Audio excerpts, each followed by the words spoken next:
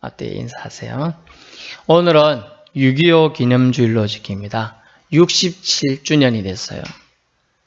남북한 간에 피비린내 나는 동족 간의 전쟁이 발발한 날입니다. 1950년 6월 25일 주일 새벽에 전쟁이 터졌습니다. 남북한 간의 2년 논쟁과 소련, 미국 간의 2년 갈등의 고조로 우리나라의 38도선을 경계로 전쟁이 있었던 날이에요. 그리고 1953년 7월 27일 날 정전협정이 맺어졌고 지금에 이르고 있습니다. 이때 피해가 재산으로 따지면 31억 달러 정도 되고요. 사람은 북한군과 중공군이 죽은 숫자가 200만 명, 우리나라는 희생된 사람이 163만 명에 이릅니다.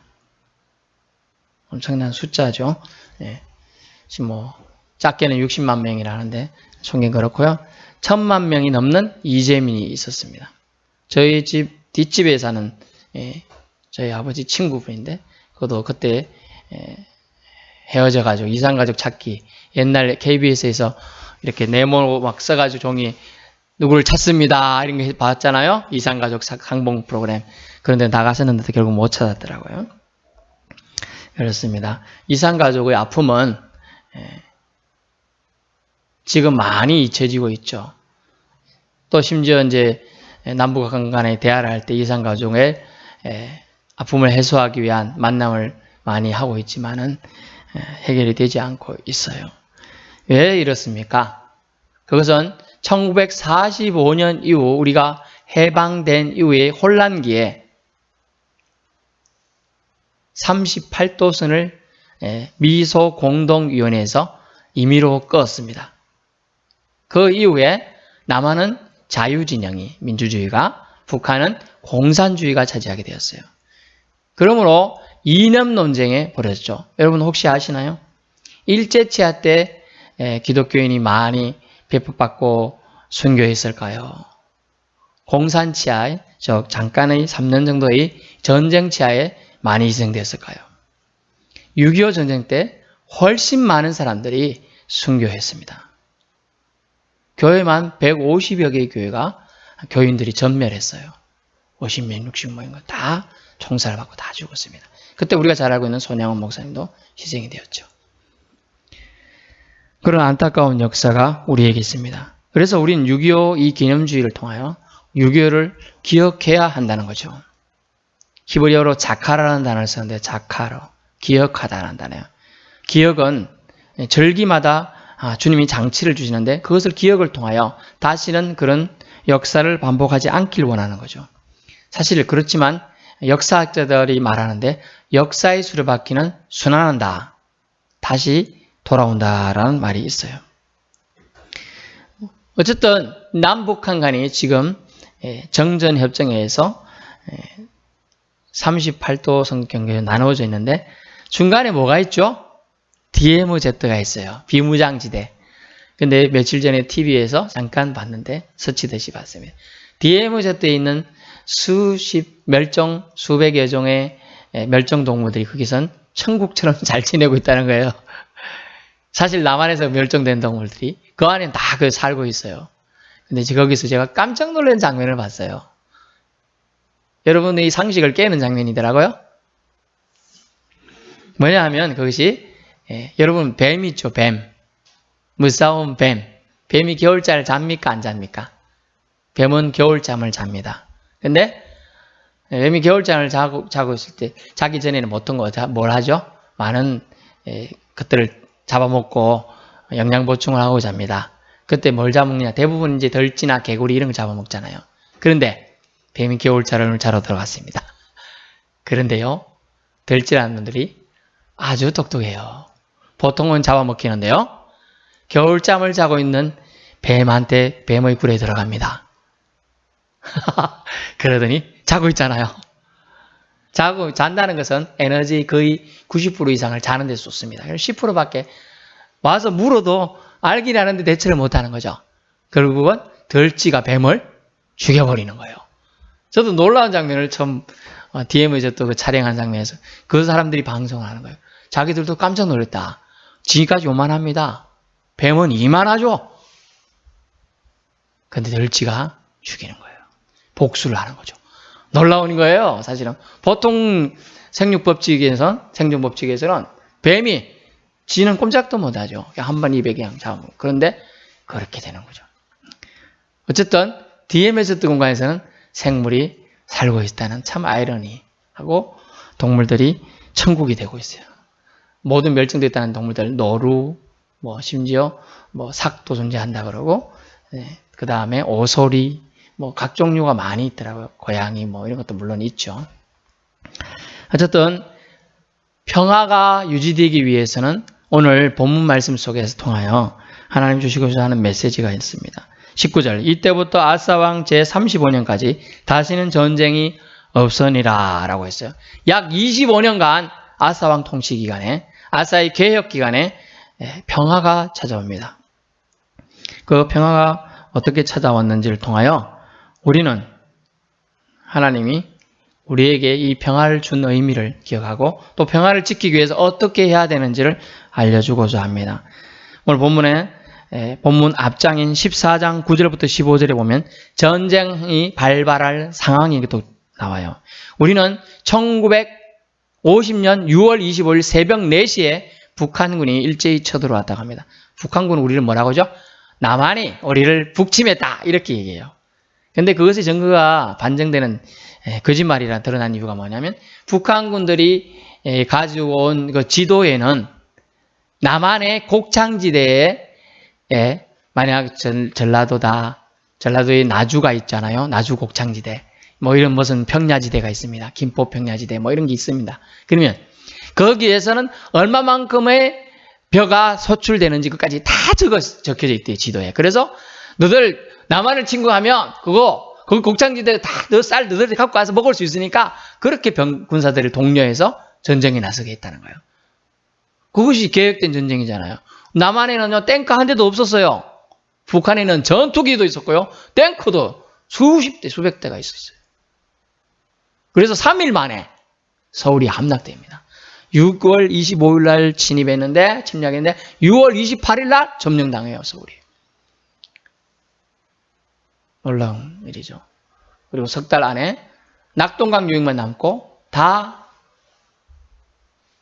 북한의 세력에 넘어가게 되죠. 그래서 9월 28일, 정확히 9월 28일에 다시 한강 근처를 통하여 들어오게 되죠. 그래서 서울이 회복되는 그런까지는 암담했죠. 그 상황 속에서 어떻게 했느냐? 하나님의 개입이 있었어요. 여러분 이것을 기억해야 돼요. 하나님이 개입하심이 그때 있었다. 그게 뭡니까? 한국에 전쟁이 발발했다. 그걸 도와야 된다는 유엔군이 파병을 건의하고 계획하고 있었어요.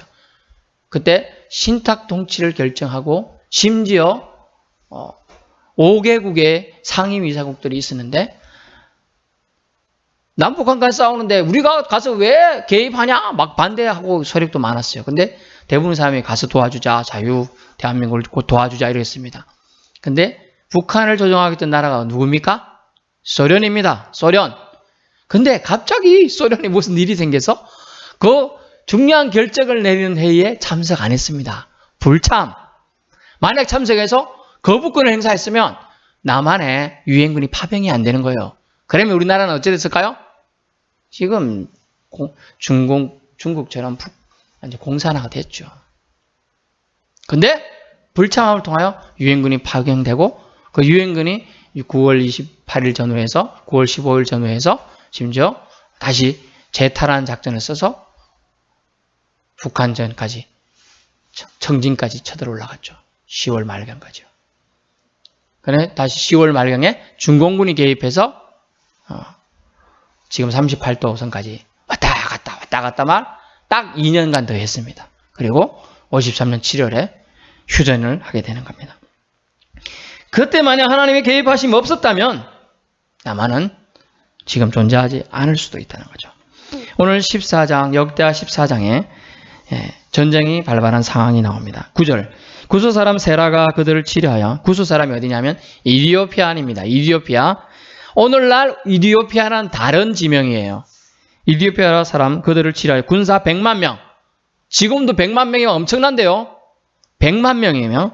그리고 300대의 병거. 그때 병거 한 대는 사람 1000명을 죽일 수 있다고 합니다. 병거. 수레바퀴 달린 거, 막 창도 달리고 막 칼도 달린 거예요. 그런 거 300대를 거느리고 마레사에 집결해서 쳐들어왔습니다. 그런데 이 강한 나라의 싸움에서 힘이 없으면 어떻게 했어요? 아사가 기도합니다. 거의 하나님 여호와께 부르짖어 이르되 여호와여 힘이 강한 자와 약한 자 사이에는 주밖에 도와줄 리가 없사오니 우리 하나님 여호와여 우리를 도와주옵소서. 우리가 주를 의지하며 주의 이름을 의탁하였고 이 많은 무리를 치러 왔나이다. 여호와여 주는 우리 하나님이시오니 원하건대 사람이 주를 이기지 못하게 하옵소서 하였더니 역대하 14장 11절에 이렇게 구구절절한 기도를, 비울음이 섞인 기도를 아사가 해요. 그러자 하나님께서 이 아사의 기도를 들어주시기 위해서 선지자 오데스의 아들 아사랴를 보냅니다. 15장 1절 하나님의 영이 오데스의 아들 아사랴에게 임하심에 그가 나가서 아사를 맞아 이르되 아사와 및 유다가 베냐민 무리들 내 말을 들으라. 너희가 여호와께 함께하면 여호와와 함께하면 여호와께서 너희와 함께 하실지라. 너희가 만일 그를 찾으면 그가 너희와 만나게 되시리와 너희가 만일 그를 버리면 그도 너희를 버리시리라. 이스라엘은 참신이 없고 가르치는 제사장도 없고 율법도 없은 지가 오래되었으나 라고 말하면서 너희가 여호와를 찾을 거냐라고 묻는 거죠. 그래서 아사와 온 유다는 여호와를 찾겠다는 결단을 하게 됩니다. 그 결단을 통하여 이제 역사, 이스라엘 역사, 정확히 남유다 역사가 바뀌게 되는 거예요. 그래요. 그는 하나님께 신실하게 기도했고 하나님의 응답을 받게 됩니다. 그래서 승리케 됩니다. 그때 승리케 되는 작전이 뭡니까? 한 개도 한 게 없어요. 하나님이 하시는 어떻게 보실까요? 12절 여호와께서 구스 사람들을 아사와 유다 사람들 앞에서 치시니 구스 사람들이 도망하는지라. 여호와가 치신다는 거예요. 14장 12절에. 아사의 전쟁 아사가 한 게 아니고 여호와가 대신 침으로 다 도망가요. 심지어 그들이 구스 사람을 추격하여 그랄까지 이르고 구스 사람들이 엎드려서 살아남은 자가 없으니 이는 여호와 앞에서와 그의 군대 앞에 패망하였음이라.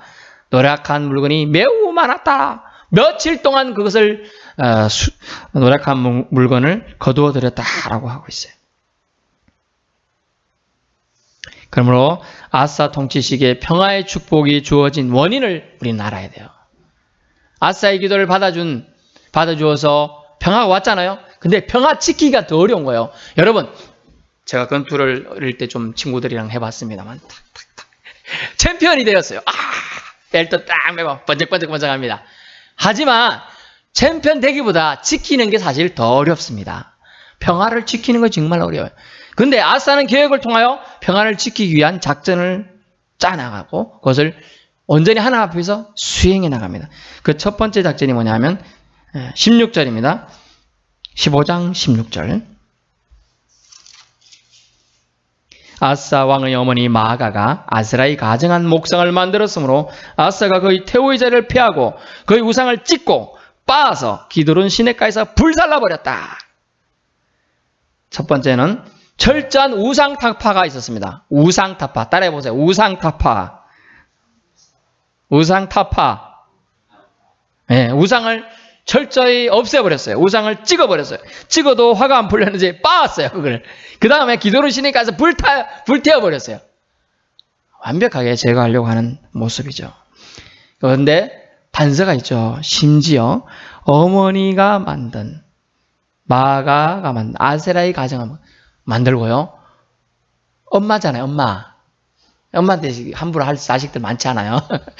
그런데 그렇게 뭐라고 함부로 했다는 뜻이 아니고 제가 말하고자 하는 것은 엄마가 태우입니다. 자기보다 더 높아요. 어떻게 보면. 그런데 태우의 자리를 폐하고 쫓아냈어요. 우상을 척결하는 엄마는 엄마도 아니다. 이렇게 쫓아냈어요. 그러면 철저한 본을 보였죠. 온 유다 백성들이 보고 아니 자기 엄마까지 쫓아내서 철저하게 우상 타파하는데 우리가 우상 생겼다면 큰일 나겠다. 이렇게 되는 거죠. 그래서 솔로몬 왕도 못한 우상 타파를 지금 아사 왕은 하는 거예요. 솔로몬 왕은 왜 못했죠? 처첩이 얼마나 많다 보니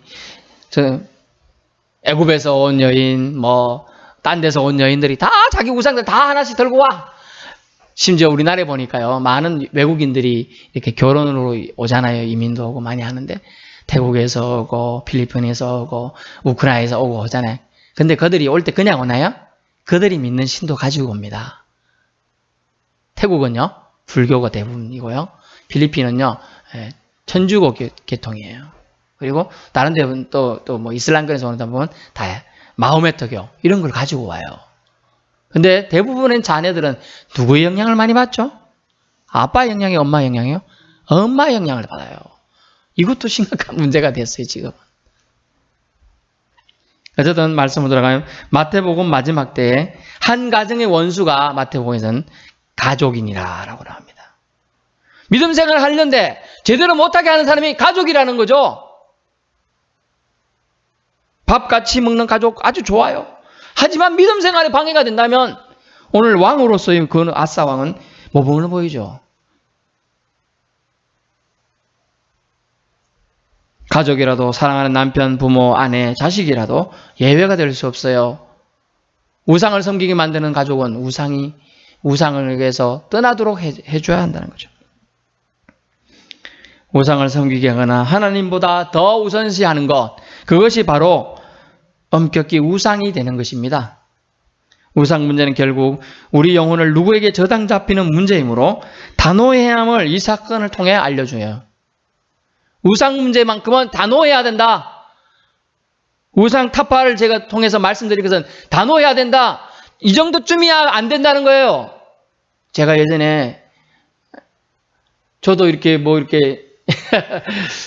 장식구 별로 안 좋아합니다만은 제가 군대에 있을 때 군번줄에 보면 그게 여백이 있어요. 그래서 제 친구 아는 그 사람이 잘 파더라고요. 도장같이 파듯이 장미꽃을 잘 파서 주더라고요. 아이고 이쁘다. 또 이렇게 십자가도 파보라. 좋다.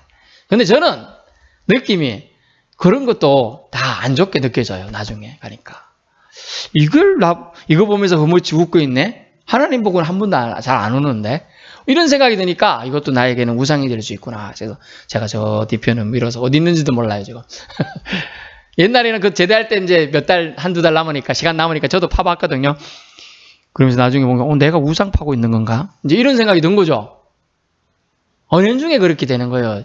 이거 그냥 조그마한 나무, 요 손가락도 안 되는 나무에 내가 하나 만들고 있는데, 이거 그냥 소일거리지.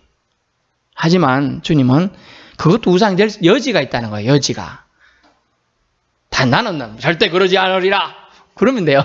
하지만 여지가 있다는 거예요. 여지를 파고드는 것이 사탄마귀라는 거예요. 그래서 여지를 주의해야 된다. 결국 우상 문제는 결국 우리 영혼을 누구에게 저당 잡히는 문제이므로 우리는 절대로 물러설 일이 아니라는 걸 말씀해 드리는 겁니다.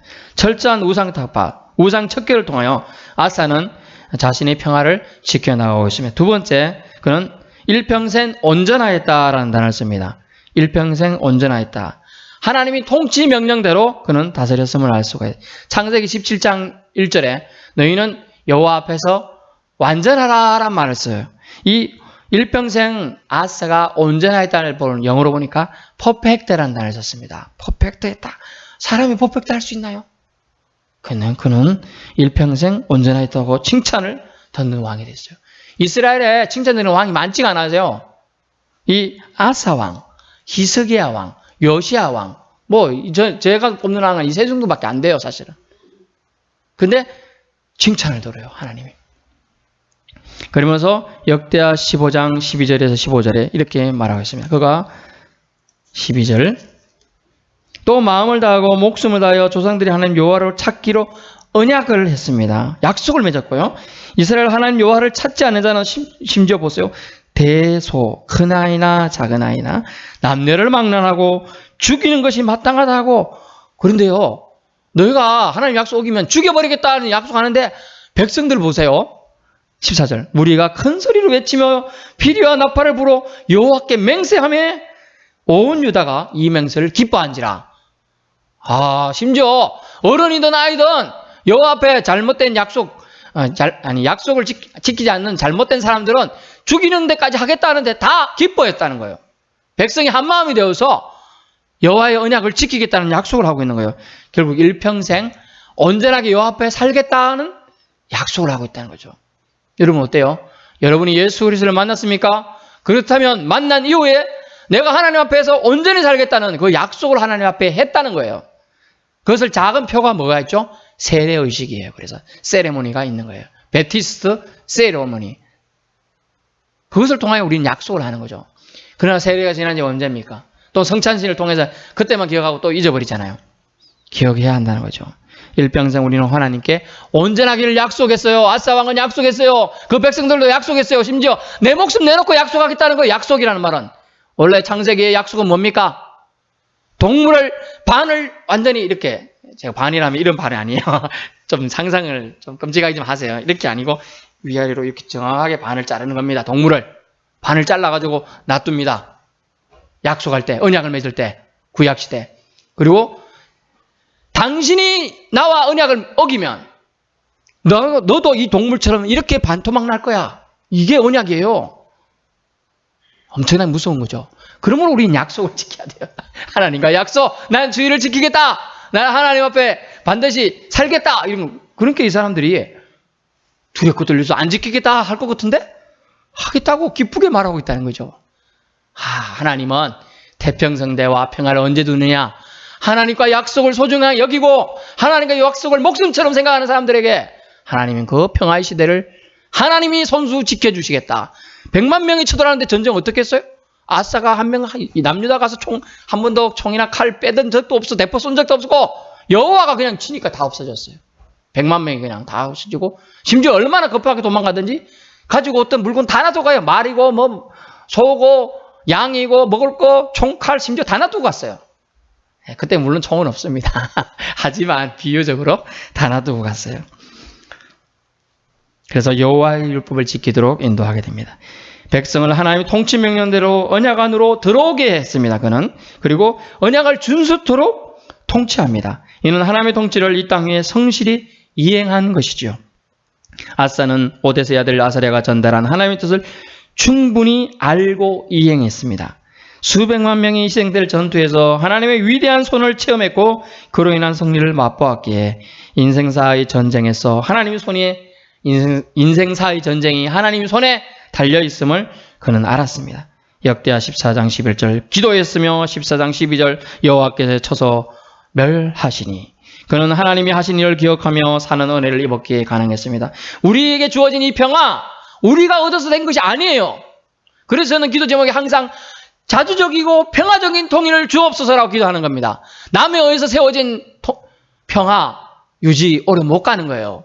남에 의해서 우리가 어떻게 해서 해방되었거든요. 우리의 의지에 의해서 우리가 싸워서 일본에서 해방됐으면 미국과 소련이 와서 우리나라를 주장하지 못했을 거예요. 그러나 우리가 의해서 우리의 의지에 우리의 힘에 의해서 해방된 것이 아니기 때문에 미국과 소련이 와가지고 우리나라를 갈라놨어요. 자기 뜻대로. 그러므로 우리의 평화 누가요? 우리가 하나님과의 언약을 지키고 나아갈 때 그 평화는 하나님이 지켜주신다는 거예요. 그러므로 전쟁은 하나님께 속하였으니 라고 우리는 고백해야 합니다. 그러므로 우리 신자들은 믿음이 넘치죠. 외국 사람들은 한국에서 전쟁 발발하니까 다 도망가는 훈련을 해라. 일본 사람들은 지금 자기 백성들 어떻게 전쟁 날 시 탈출해라. 탈출 경로까지 세세하게 지금 한국에 사는 일본 사람들한테 다 지령을 내려줬대요.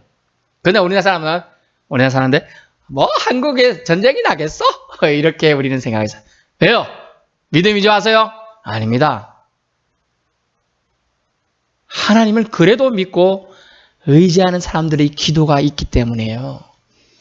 그럼에도 불구하고 우리와 나라와 민족을 위해서 기도하는 사람들이 있기 때문에 지금 우리나라에 아직 평화가 유지되고 있는 겁니다. 그러므로 우리는 나라와 민족을 위해서 기도해야 될 줄 믿습니다. 6.25 전쟁 때 수백만의 사람들이 죽었습니다. 국군도 20만 명이 죽었어요. 그러므로 우리는 어떻게 해야 됩니까? 하나님이 하신 일을 기억해야 됩니다. 이 아사의 개혁세에서 아사가 수행한 전쟁에서 하나님을 전쟁하셨다는 걸 기억하듯이 6.25 전쟁에서 실제로 하나님이 개입하시고 도와주시지 않았으면 지금 우리 대한민국, 자유 대한민국은 없다는 거예요. 그러므로 우리는 은혜를 망각하거나 저버려서는 안 되겠습니다. 그래서 상위 용사들이나 군경들, 호국 보훈에 달리는 거 지금이잖아요. 그들을 존경하고 도와줘야 돼요. 이상하게 보면 안 돼요. 아주 존중해야 된다는 걸 알 수가 있습니다. 오히려 하나님을 생각하고 하나님의 약속을 기억하는 민족은 절대로 하나님이 배망시키지 않는다는 걸 말씀해 주고 있습니다. 마지막 세 번째입니다. 18절 말씀을 보십시오. 아사가 계획을 완성하고 하나님 앞에 평화를 보장받은 말씀은 18절 말씀입니다. 그가 또 그의 아버지가 구별한 물건과 자기가 구별한 물건 곧 은과 금과 그릇들을 하나님의 전에 드렸더니 아멘. 세 번째는 뭐냐면 구별한 것을 그가 예물로 드렸습니다. 예물을 하나님께 드렸기에 가능했다는 거예요. 우리는 위기 순간에는 하나님께 약속을 잘합니다. 그러나 문제가 해결되면 그것을 쉽게 잊어버리죠. 중국에 어느 다리가 있었어요. 중국에는 다리가 아주 출렁출렁 다리인데 아주 약해 보이는 다리가 있어요. 어떤 사람이 좀 부자였던 모양이에요. 근데 자기는 저처럼 고소공포증인 담이 약하고 다리가 출렁다리고 또 너무나 약한 나무다리인데 보니까 빠져서 떨어지면 낭떠러지는 게 죽을 것 같았어요. 그래서 그래도 거기에 신앙이 있었던 모양입니다. 기도합니다. 하나님, 제가 이 다리를 무사히 건너게 되면 전제사를 하나님께 드리겠습니다. 그래서 50% 건넜어요. 반까지. 하나님, 이제 반 건넜으니까 제가 50%만 드리겠습니다. 이제 더 반 건넜어요. 이제 5분의 1 정도 남았어요. 그러니까 25%만 드리겠습니다. 무사히 다 건넜어요. 하나님 감사합니다. 사실 아까 말한 건 다 농담인 거 아시죠? 그랬대요. 우리는 그렇습니다. 문제가 해결되면 그것을 쉽게 잊어버린다는 거예요. 하나님께 약속한 것, 오늘 본문에 보세요. 더 웃기는 건 자기가 약속한 것도 아니에요. 이 아사 왕 보세요. 자기가 약속한 것도 아닌데 오늘 그의 아버지가 약속한 거라는 표현이 나오잖아요. 그가 또 그의 아버지가 구별한 물건 18절에 보세요. 자기가 약속했으면 하나님과 직접 약속이지만 아버지가 약속한 가지 기억해서 지키는 아들. 대단하죠. 또 자기가 구별한 물건. 이것을 은과 금과 그릇들을 하나님의 집에 드렸더니 아멘. 약속했던 거 중요합니다. 그것을 지키는 거 중요해요. 그 내용에 함께 하나님께 합당한 예물을 통하여 하나님께 나아가는 거 중요합니다. 물론 미가서 6장 7절에서는 천천의 순양과 만만의 기름을 여호와께서 기뻐하시겠느냐? 그런 걸 기뻐하시지 않는다. 너희 마음이 빠진 제사는 기뻐하지 않는다. 라고 말씀하셨습니다. 하지만 하나님께 약속할 것이 재물이면 그것을 드려야 한다는 걸 말씀해줘요. 마태복음 6장 21절에 네 보물 있는 곳에 네 마음도 있다. 라고 말하고 있습니다. 우리는 우리 수중에 물질이 들어오면 모두 다 내 거라고 생각하는 경향이 강한데 저도 제 거라는 경향이 강합니다. 소유의식. 하지만 우리가 하나님을 이제 믿었으니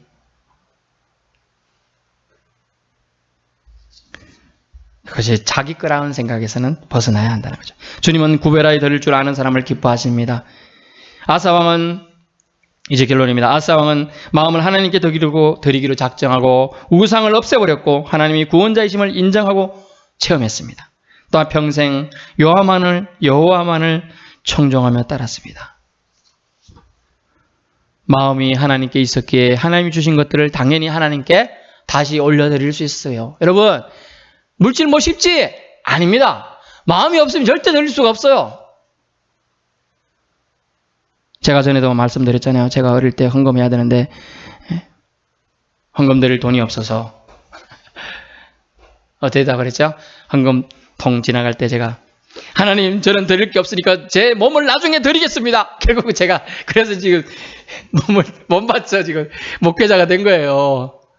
정말 마음이 좀 그렇더라고. 10원 20원이라도 갖고 오면 드리는데 그 나중에 좀 더 크니까 너무 그것도 죄송한 거야. 그래서 어땠어요 제가? 고물주로 다녔어요. 고물. 셋주로 다녀가지고요. 셋주 팔고 병주 팔고 이래가지고 그거 돈 내가지고요. 그걸 헌금했어요 제가. 10원 20원. 옛날 10원 20원 지폐도 있잖아요, 지폐. 500원짜리 지폐도 있고. 제가 그랬다니까요. 하나님께서 그 마음 보시는 거예요. 여러분, 아까워하지 않고 드려야 돼요. 그러면 하나님 더 많은 걸 주셔요. 더 많은 걸 주신다. 마음을 무엇보다 우리는 하나님께 드려야 합니다. 행동을 온전히 하여 정직하게 하나님 앞에 살았습니까? 그걸 봐야 한다는 거예요. 오늘 아사는 개혁을 할 때 그렇게 했다는 거죠. 물질에 묶이지 않고 하나님께 드릴 것을 아낌없이 용기 내어 바치는 사람, 이 사람이 역사에 남는 인물이 되는 거예요. 어느 편에 보니까 40여 년 넘게 일기를 써가지고 기네스북 기록된 여자분이 나왔더라고요. 80세가 넘었는데요. 11살 때 엄마가 일기 써라, 일기 안 쓰면 너 혼난다 이래가지고 맨날 일기를 썼대요. 근데 제가 일기를 초등학교 1학년 때부터 써가지고요, 중3까지 저 썼습니다. 그리고 대학교 1학년 때까지 일기가 있어요, 저도. 근데 어딘가 군대 갔다 오니 그게 없어져가지고 저희 기록들이 아쉬운데, 일기 쓰는 장점이 뭐죠? 그 할머니가 나중에 돌아보는데, 나는 일기를 썼기 때문에 이렇게 내가 바른 삶을 살 수 있다. 여기서 마지막에 꼭 뭘 하게 돼 있죠? 반성을 해요, 일기 쓸 때. 인생을 돌아보는 거죠. 우리가 마지막 때에 반성할 때 하나님 앞에 떳떳하게 살아갈 수 있는 방법은 뭘까요? 하나님이 너 의롭다라고 인정해 줄 방법이 뭘까요? 그것을 우리는 고민해 보아야 한다는 거죠. 아사 왕은 그의 소유욕을 품지 않고 참신이신 하나님께 나아가고 하나님을 범사에 인정했으며 다른 어느 가도 바꾸지 않기로 그는 작정했고 자기뿐만 아니라 백성들까지 하나님 앞에 살도록 권면했습니다. 그래서 그의 통치 기간에 35년까지 평화의 축복이 이어졌다는 말씀이 있는 겁니다. 지금 우리나라는 전쟁이 끝난 것이 아닙니다. 휴전 중이에요. 휴전. 마음을 우리는 고쳐 먹어야 돼요. 사람들이 백날 천날 살 것처럼 지금 사는 사람들이 엄청나게 많아요. 잘못된 거예요. 제가 비건 얘기를 딱 한 가지만 들까요? 미사일 한 방만 서울 시내에 딱 떨어졌어요. 난리가 한 방에 다 끝날 수 있어요. 왜요? 도시가스가 각종 주유소가 얼마나 많아요? 그냥 불 받아 진짜로 됩니다. 그런데도 사람들은 오늘도 예배 자리에 있지 않고 불을 축축할 수 있는 자리에 가는 거예요. 그것이 우상이에요. 부가 물질이 우상인 거예요. 왜 공산주의와 자유주의가 공존할 수 없는 걸까요? 공산주의는 물질주의예요. 유물관이에요. 그러나 자유주의는요? 그렇지 않죠. 그래서 공존할 수가 없는 거예요. 그러면 우리도 우상과의 싸움에서 이겨야 합니다. 하나님이 이 외에 더 사랑하는 것은 우리 삶에서 뽑아내실 수 있기 바랍니다. 자녀입니까? 그러면 자녀도 우상이에요. 뽑아내야 돼요. 미신입니까? 뽑아내야 돼요. 남편입니까? 아내입니까? 부모입니까? 나를 하나님께 가까이 나아가지 못하게 하는 것은 다 우상인 것입니다. 뽑아내야 한다. 그렇다고 관계를 완전 끝난 뜻이 아니에요. 제가 말하는 뜻은. 두 번째, 우리가 6.25 사변을 기억해야 하듯 지금 이 평화는 누군가 흘린 피의 희생이라는 거죠. 하나님의 개입하심이 그 속에 있었습니다. 신약적으로 말하면 그리스도의 희생이, 하나님의 사랑이 우리에게 오늘 흘러왔기 때문에, 선교사의 피가 있어서 우리 지금 남한에 예수 믿는 사람이 1,000만 명 가까이 있는 거예요. 이 나라를 지켜주시는 하나님의 역사가 있음을 우리는 잊지 말라는 뜻으로 우리는 6.25를 보내야 될 줄로 믿습니다. 마지막으로 이것 좀 하는 물질관을 넘어서야 합니다. 나 하나 좀 하나님께 안 드려도 상관이 없겠지. 하나님 여호와는 가난하지 않으신 부자이신데 내가 이거 1,000원, 2,000원 안 드려도 되겠지 생각하기 쉽습니다. 맞습니다. 하지만 잘 생각해 보세요. 당신이 하나님께 사랑을 제일 먼저 보여줄 수 있는 게 무엇이 있습니까? 여러분이 목숨을 드릴 수 있나요? 하나님이 건강을 드릴 수 있나요? 하나님이 여러분의 목숨과 건강을 당장에 뺏어간다면 여러분에게 뭐가 남습니까? 돈 남아서 뭐예요? 아무 소용없어요. 여러분, 가장 쉬운 게, 하나님께 드릴 수 있는 가장 쉬운 게 바로 물질인 거예요. 가장 쉬운 것부터 시작해야 합니다. 하나님 것을 하나님께 예물 드림을 통해 당신이 최소한의 사랑을 보여드린 것을 이제 시작해야 한다는 거죠.